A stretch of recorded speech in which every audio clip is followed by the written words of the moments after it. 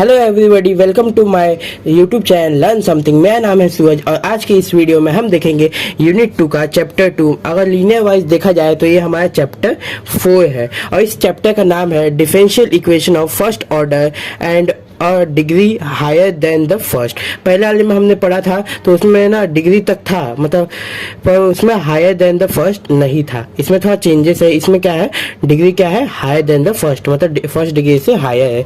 तो इसको सॉल्व करने के हमारे पास 4 मेथड है। कितने हैं, 4 है। तो पहले है हमारा कौन सा, सॉल्युबल फॉर पी। पी क्या है हमारा, पी हमारा है d y by d x. यहाँ पर दूसरा हमारा क्या है, सॉल्युबल फॉर एक्स। एक्स हमारा क्या है, d y by d x. वैसे ही सॉल्युबल फॉर वाई जो हमारा थर्ड मेथड है, तो y क्या है, d y by d x. और चौथा हमारा जो है लास्ट है इस चैप्टर का मेथड, उसे हम लोग बोलते हैं Clairaut form of x and y। तो चलिए आइए देखते हैं।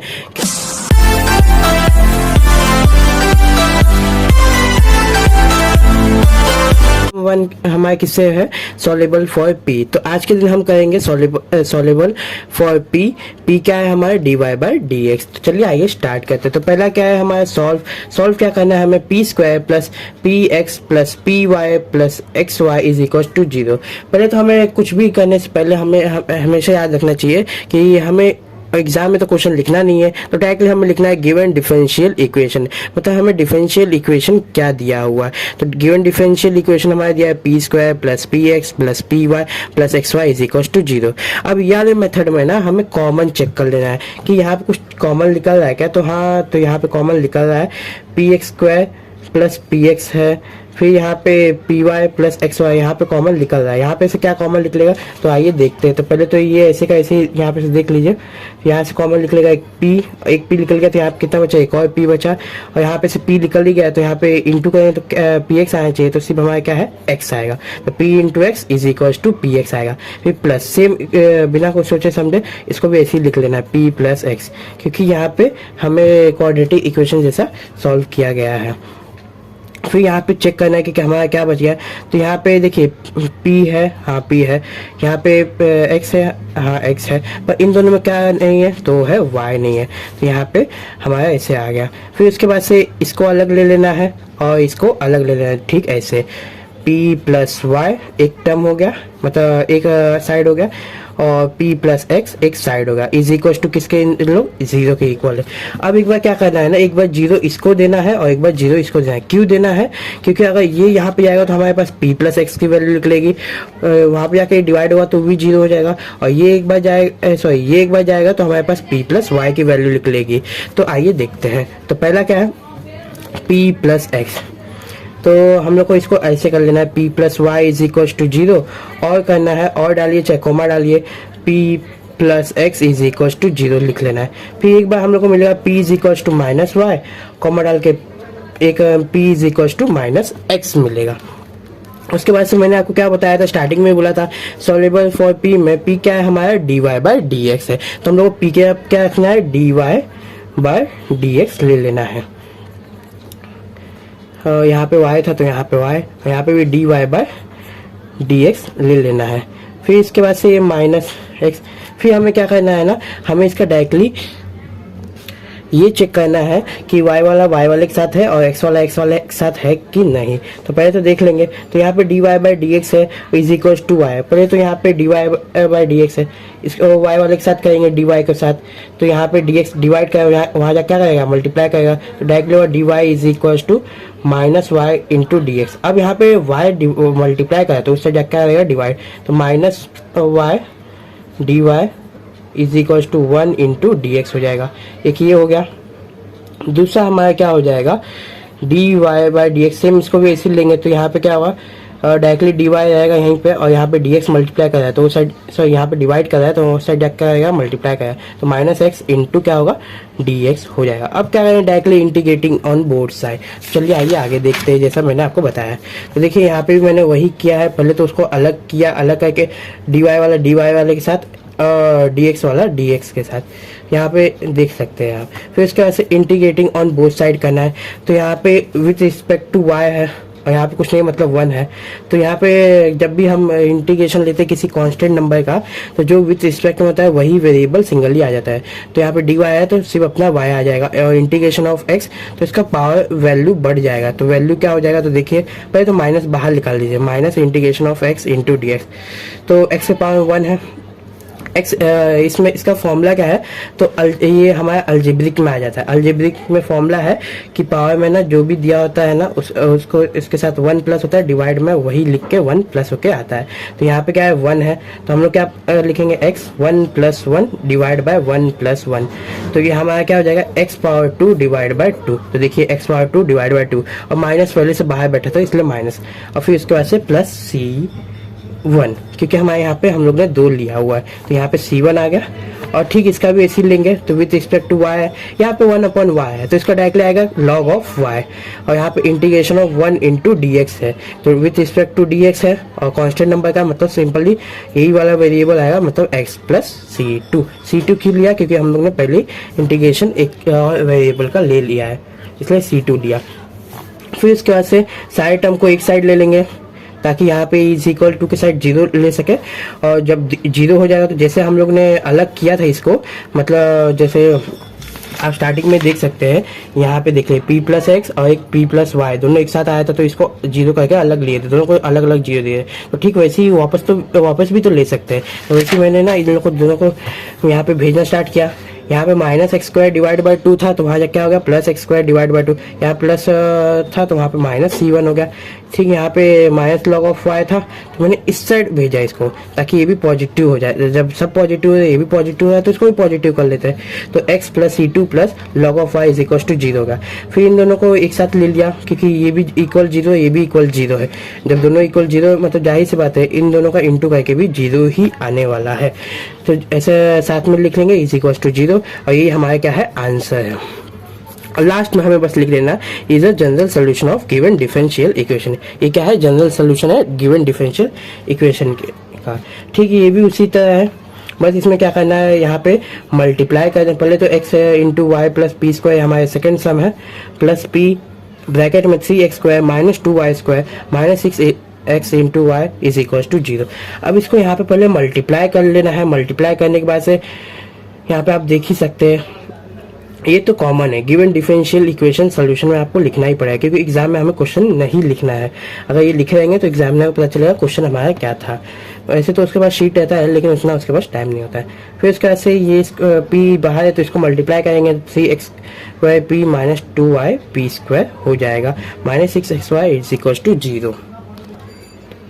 फिर उसके बाद से हमें क्या करना है ना, जो भी मतलब कॉमन निकालने वाला टर्म है उसको एक साइड में ले लेना है। पहले तो देखिए एक्स वाई है, एक्स वाई किसी और के पास है, हाँ एक 6 वाले के पास है, तो इसको यहाँ बुला लेंगे, और नहीं भी बुलाएंगे तो भी कोई बात नहीं, यहाँ पे अभी सेम दिख रहा है तो डायरेक्टली हम लोग कॉमन ले लेते हैं। पहले तो एक्स वाई पी स्क्वायर है, यहाँ पे x 3 into x square plus P है, तो इसमें क्या कॉमन दिख रहा है, तो एक्स पी दोनों में है, इसमें भी एक्स पी है इसमें भी एक्स पी है, पर इसके पास 2 पी है इसके पास 1 पी है, तो इसलिए हम जब भी इसको इलेबोरेट करेंगे तो यहाँ पे इसके यहाँ पे 1 आ जाएगा, और यहाँ पे एक्स स्क्वायर है तो यहाँ पे एक ही एक्स होगा, यहाँ पे एक्स यहाँ पे 1 आ जाएगा। तो कैसे आएगा वाई पी प्लस 3x। अब कैसे इलेबोरेट करें, देखिए आप मल्टीप्लाई करके देख ले, x इंटू वाई मतलब एक्स वाई हो जाएगा, p इंटू पी स्क्वायर हो जाएगा, तो क्या आएगा x y p square plus 3x।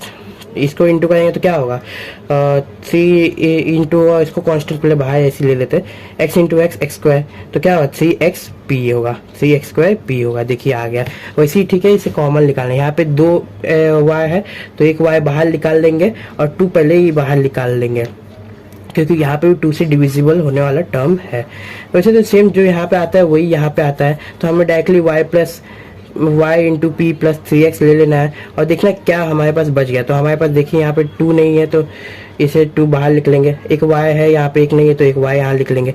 अब इस वाले में चेक करेंगे कि क्या कमी है, तो इस वाले में 6 आना चाहिए, और यहाँ पे हमारे पास 2 हम लोग ने बाहर लिए, तो कौन सा ऐसा नंबर है जो मल्टीप्लाई करने पे 6 आएगा, तो 3 2 जा 6 होता है, तो यहाँ पे 2 इंटू 3 मैंने किया तो 6 आएगा, तो हाँ 6 आया। y इंटू एक्स तो एक्स वाई आएगा, मतलब मेरा टर्म सही है। अब यहाँ पे प्लस माइनस की बारी है, अब हमें प्लस माइनस कैसे लेना है, सब यहाँ प्लस में है तो हमारा कॉमन बाहर क्या आया, माइनस आया, तो इसलिए हमने माइनस ले लिया। अब हम लोग को एक ब्रैकेट में इस टर्म को ले लेना है, एक ब्रैकेट में x into P minus 2y को लेना है। देखिए x into P minus 2y होगा, Y into p plus 3x हो गया। अब दोनों को अलग से एक एक जीरो दे देना है, ठीक ऐसे x p minus 2y is equal to 0 और y p plus 3x is equal to 0, ठीक उसी प्रकार दे दिया हम लोग ने। फिर इसके बाद से हम लोग को ना इसको ना दूसरी साइड भेजना है ताकि ये पॉजिटिव हो जाए। अब इसको हम लोग ने दूसरी साइड भेजा तो क्या होगा, 2y हो जाएगा। सिंपल सी बात यह है, याद रखिएगा p को एक अलग साइड रखिएगा और जितने भी x और y के टर्म होना उसको दूसरी साइड भेज दीजिए।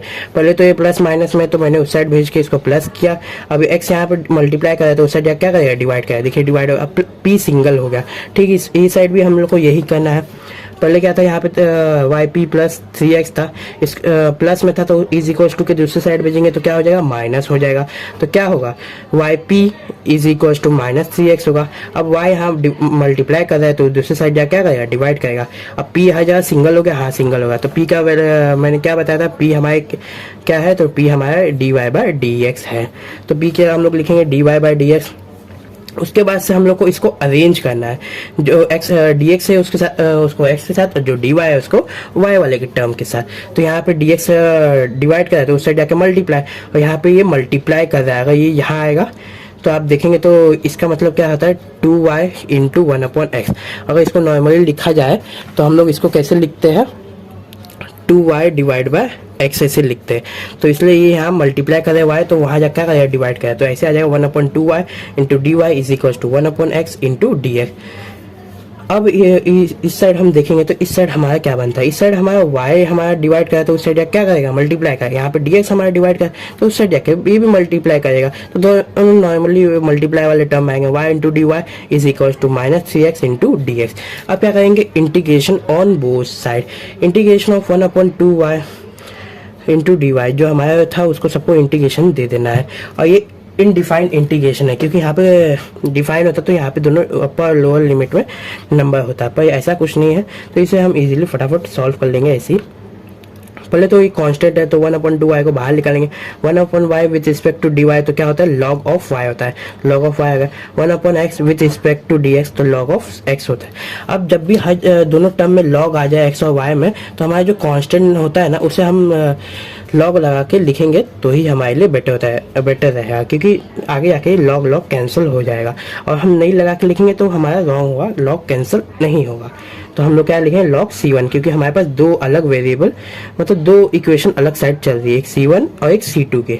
फिर इसका हम लोगों ने निकाल दिया। अब दूसरा लेकर देखते हैं, y इंटू डी वाई। अब यहाँ पे वही वाला अल्जेब्रिक फंक्शन वाला है, मतलब x इज टू n वाला फॉर्मूला है तो x n plus 1 divide by n plus 1, ये अल्जेब्रिक फॉर्मूला है तो इसमें यही अप्लाई करेंगे। यहाँ पे विद रिस्पेक्ट टू y है मतलब dy है, तो यहाँ पे dy के हिसाब से चलेंगे तो मतलब यहाँ पे फॉर्मूला हमारा क्या होगा, y n is equal to y n plus 1 divide by n plus 1 ऐसा होगा। तो y के पावर में 1 है तो 1 प्लस 1 2 हो जाएगा, और डिवाइड में भी 1 प्लस 1 2 हो जाएगा, तो y स्क्वायर डिवाइड बाय 2 हो जाएगा। ठीक है, इस प्रकार यहाँ पे -3 कांस्टेंट है तो इसे हम क्या करेंगे, बाहर निकाल देंगे। तो बाहर निकालने के बाद -3 आ जाएगा इंटू इंटीग्रेशन ऑफ, सॉरी पहले इंटू नहीं आएगा, integration of x into d x हो जाएगा। तो integration of x with respect to d x, तो यही हमारा ऊपर वाला फॉर्मूला लगेगा, x power n plus 1 divide by n plus 1। तो हमारा क्या आ जाएगा, directly x square divided by 2, और 3 बाहर वेट कर रहा है तो -3 into x square divide by 2। यहाँ पे लॉग नहीं था इसलिए हम लोग डायरेक्टली c2 ले लिया। फिर इसके बाद से y square divide by 2 plus 3x square divide by 2 minus c2 is equal to 0। इसको एज इट इज वैसे का वैसे ही मतलब लिख लेना है। मतलब यहाँ पे क्या था, ये माइनस था तो मैंने क्या किया ना, इसको उस साइड बुलाया ताकि ना सारे उस साइड चल जाए, एक साइड वेरिएबल हो जाए तो ये यहाँ पे इक्वल 0 को बचे, और 0 के इक्वल बचेगा दोनों। तो हम लोग क्या करेंगे, दोनों को एक साथ ला के इसको बोल देंगे given differential, given general solution of differential equation. मतलब जो भी सोल्यूशन हमारा आया है वो डिफरेंशियल इक्वेशन का सोल्यूशन है। यहाँ तक तो हमारा एक का हो गया। अब इसके पहले वाले का आगे का सॉल्व कर लेते हैं। पहले वाले में हमारा log c1 तक हम लोग ने निकाला था। अब यहाँ पे हम लोग लॉग में अगर देखा जाए तो जैसे इसमें होता है इंडाइसेस रूल में a power x into a power y, तो हमारा क्या होता है a power x plus y होता है। तो ये क्या होता है ना, पावर में प्लस होता है। तो लॉग में क्या होता है ना, सिंपली कि अगर लॉग में लॉग a प्लस बी आया तो इसमें क्या होता है ना, इसके आगे के जो वैल्यू होते हैं ना वो इनटू में आ जाते हैं, लॉग एक कॉमन आ जाता है, लॉग a इंटू बी। ठीक है, इसी प्रकार यहाँ पे मेरा क्या है, x है और एक c1 है, तो लॉग x इंटू c1 आ गया। यहाँ पे 1/2 log of y is equals to log of x into c1 है। तो हम लोग लॉग को तब तक नहीं काट सकते जब तक 1/2 है। तो लॉग का एक प्रॉपर्टी है, जब भी लगता है तो पावर में जो भी वैल्यू होता है आगे आ जाता है। तो जाहिर सी बात है, जब हम आगे ले सकते हैं तो हम इसको वापस से पावर में भी डाल सकते हैं। तो 1/2 हमारा फिर से पावर में चल जाएगा। तो पावर में चल जाने के बाद से क्या हो जाएगा, log ऑफ y 1/2 फिर is equals to log of x into c1, ये हो जाएगा। 1/2 का मतलब क्या होता है, अंडर रूट ऑफ y।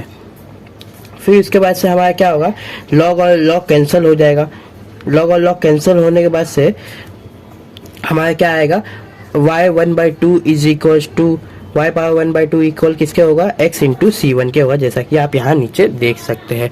फिर उसके बाद से जब यहाँ पे देखिए, यहाँ प्लस में है तो इस साइड जाके क्या होगा, ये माइनस होगा, x वाला x और ये c1 वाला टर्म। तो यहाँ पे हम लोग ने भेज दिया इज इक्वल्स टू के दूसरे साइड, तो ये माइनस हो गया। अब दोनों के पास जीरो आ गया, तो हम लोग को दोनों को ना एक साइड इंटू करके ले लेना है, इंटू करके भी इन लोग का जीरो आएगा। तो is a general solution of differential equation. ठीक उसी के जैसा ये भी वाला ये वाला क्वेश्चन है। आप एक बार ट्राई कीजिए वीडियो पॉज करके ये क्वेश्चन को, और इसका सोल्यूशन मैं आपको दिखाया था स्क्रीन पे, जो आपको दिख रहा है ये पूरा है, यहाँ से लेके यहाँ तक ये इसका आंसर है। एक बार ट्राई कीजिए, और वीडियो आपको कैसा लगा, अच्छा लगा तो लाइक कीजिए, सब्सक्राइब कीजिए, शेयर कीजिए। तब तक के लिए मिलते हैं नेक्स्ट वीडियो में। Bye bye, see you soon, have a good day दोस्तों।